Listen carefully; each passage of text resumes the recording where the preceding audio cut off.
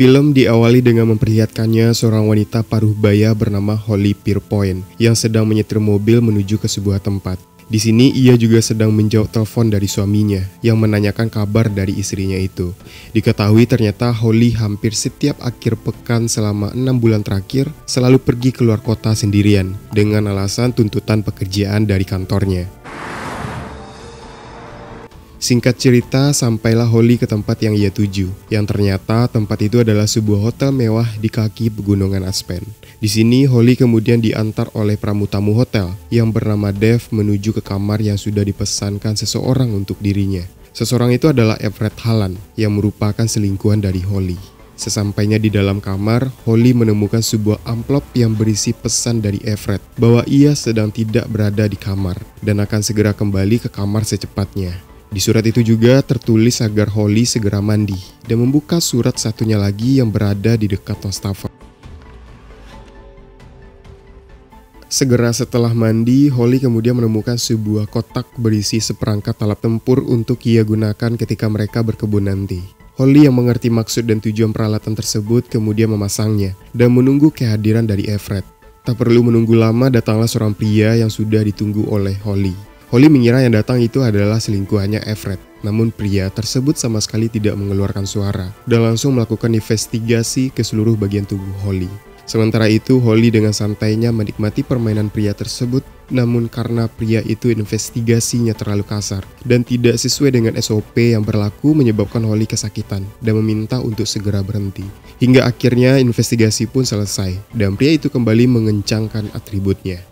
Setelah puas, pria itu kemudian mendatangi pria lain yang sedang terikat tangan dan tertutup matanya. Ternyata pria yang tertutup mulutnya itu adalah Everett Hallan, selingkuhan dari Holly. Dan pria satunya yang terlihat lebih tua adalah Russell Pierpoint, suami sah dari Holly Pierpoint yang baru saja ia adu mekanik.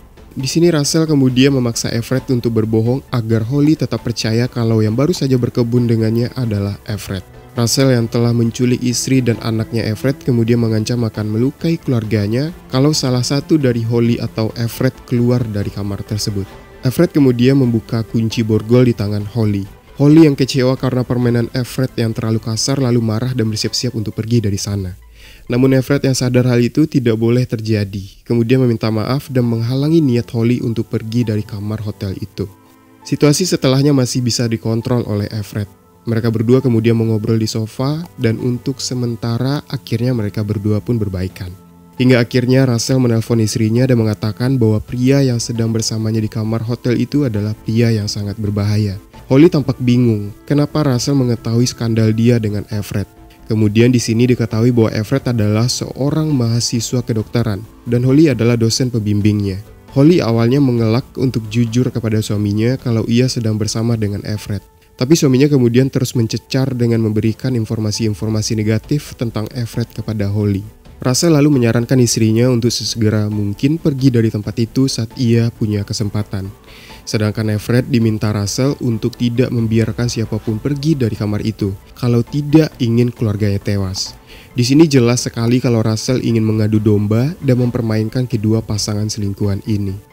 Lalu untuk menebus kesalahannya, Everett kemudian mempersiapkan sebuah meja pijat yang khusus ia persembahkan untuk dosen cantiknya ini. Holly kemudian menuruti kehendak Everett meski dengan perasaan was-was. Terlebih lagi setelah ia mendapatkan informasi negatif tentang Everett dari suaminya. Tentunya di kondisi seperti ini, Holly lebih mempercayai suaminya ketimbang pria selingkuhannya. Everett lalu mulai melakukan pijatannya kepada Holly. Di sini keduanya pun saling bertanya tentang kehidupan pribadi mereka masing-masing. Meskipun itu melanggar aturan perselingkuhan yang telah mereka buat sendiri, Holly bertanya bagaimana Everett bisa memesan kamar semewah ini. Dan Everett bertanya juga apa pekerjaan Russell, suaminya Holly. Yang harus kita garis bawahi di sini adalah bahwa Everett tidak mengetahui kalau Russell sudah menghubungi Holly dan menyuruh dia untuk kabur. Sedangkan Holly juga belum mengetahui kalau Russell juga sedang berada di hotel yang sama untuk mengawasi mereka berdua. Everett yang masih menaruh curiga kepada Holly lalu melarang Holly untuk memegang handphonenya dan meminta Holly untuk mandi agar menghilangkan minyak sisa pijatan di badannya. Everett sendiri lalu memantau handphonenya untuk mengetahui langkah-langkah apa saja yang disarankan oleh Russell untuk mencegah Holly kabur. Everett yang khawatir kalau Holly akan kabur kemudian mendobrak pintu dan menemukan Holly sedang bersiap untuk mandi. Mendengar hal tersebut, Everett juga justru mengajaknya untuk mandi bersama. Ketika sedang mandi bersama inilah akhirnya Everett mengetahui kalau Russell, suaminya Holly, adalah seorang mantan detektif, pegawai kepolisian divisi pengintaian. Tentu saja hal tersebut membuat Everett semakin ketakutan. Setelah selesai, Everett kemudian melihat ada sebotol obat tidur yang sebelumnya tidak ada di sana. Setelahnya, ia pun yakin kalau Russell lah yang menaruhnya di situ. Russell bahkan juga mengambil handphone miliknya Holly. Everett lalu yakin kalau kamar ini sudah dipasangi kamera pengintai. Ia pun lalu mencari ke seluruh penjuru ruangan tapi tidak berhasil ketemu.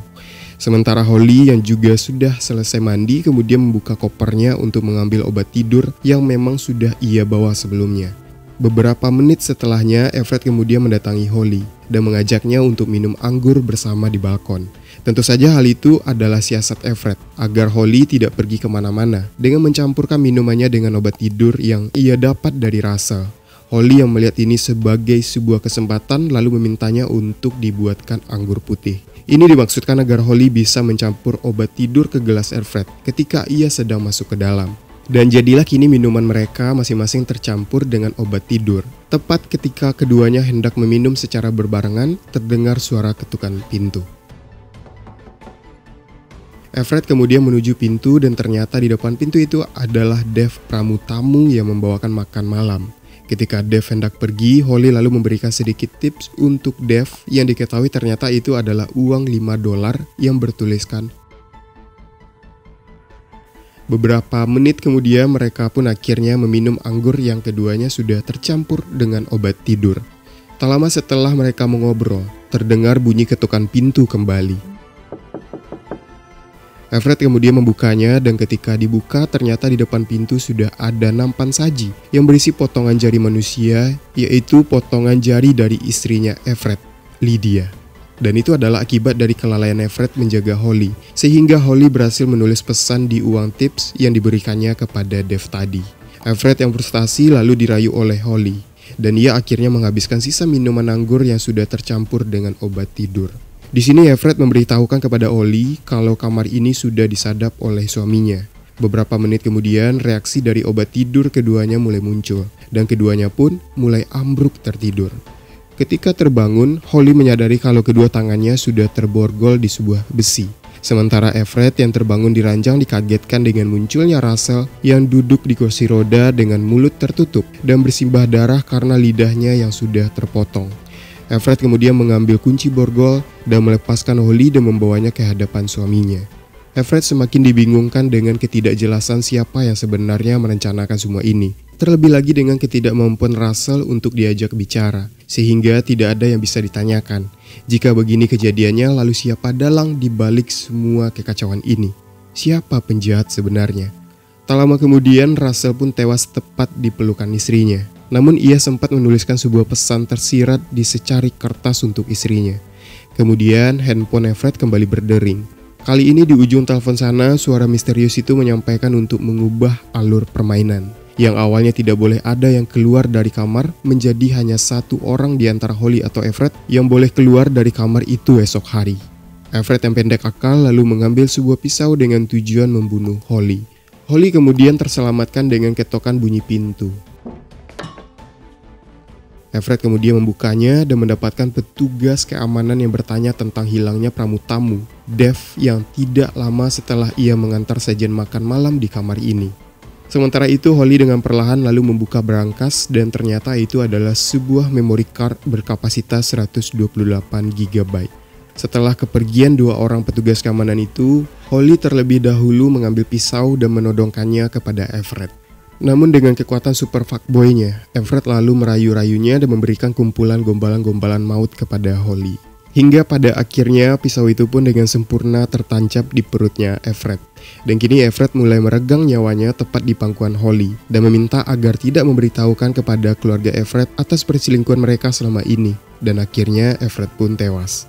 Handphone Everett kembali berdering. Kali ini Holly yang menerimanya. Dari ujung telepon sana, suara misterius itu memberitahukan kalau Holly sudah boleh pulang karena sudah berhasil bertahan dari permainan ini. Atau Holly bisa datang ke kamar 513, menemui pemilik misterius dan mengetahui apa alasan utama dari semua kekacauan ini. Holly lalu mengambil kunci kamar 513 di dalam kantong celana suaminya dan memusnahkan ponsel itu di microwave sesuai dengan permintaan si suara misterius itu. Holly kemudian mendatangi kamar 513. Di sana ia melihat beberapa layar yang digunakan untuk memantau kamar yang ia tempati dengan Everett. Dia lalu menemukan seseorang wanita yang sedang terikat dan bersimbah darah. Wanita itu ternyata adalah Lydia, istri dari Everett. Holly kemudian menjanjikan kalau ia akan mengeluarkan mereka dari sini. Namun sebelum ia menelpon pihak yang berwajib, Holly memutuskan untuk melihat apa isi memory card yang ia ambil dari brankas kamarnya tadi. Memory card itu berisi rekaman ketika suaminya Russell sedang memasang kamera pengintai di kamar yang akan ditempati oleh Holly dan Everett. Dan di rekaman itu juga terdapat Lydia, istri dari Everett. Ternyata selama ini Russell dan Lydia lah yang merencanakan semua ini. Mereka yang merupakan pasangan yang tersakiti bekerja sama untuk memberikan pelajaran kepada pasangan mereka masing-masing. Namun yang merupakan otak awal dari rencana ini semua adalah Lydia. Itu karena ia sudah terlalu sering diselingkuhi oleh suaminya. Sadar kalau ia tidak semerta-merta bebas dari kekacauan ini, Holly berusaha sekuat tenaga mempertahankan memory card tersebut. Karena itulah salah satu bukti terkuat yang akan membuktikan kalau Lydia lah otak dari semua ini. Namun Lydia berhasil merebutnya, merusaknya dan membuangnya ke dalam kloset. Hingga akhirnya Holly yang sangat frustasi pun membunuh Lydia dengan menghempaskan vas bunga kepada Lydia. Dan film pun selesai. Nah, seperti itulah alur cerita dari film An Everett to Die For. So, coba tuliskan di kolom komentar bagaimana menurut kalian tentang pembahasan kali ini. Dan jika kalian suka, jangan lupa berikan like-nya. Si Judi Setiawan, thanks for watching video, and until next time.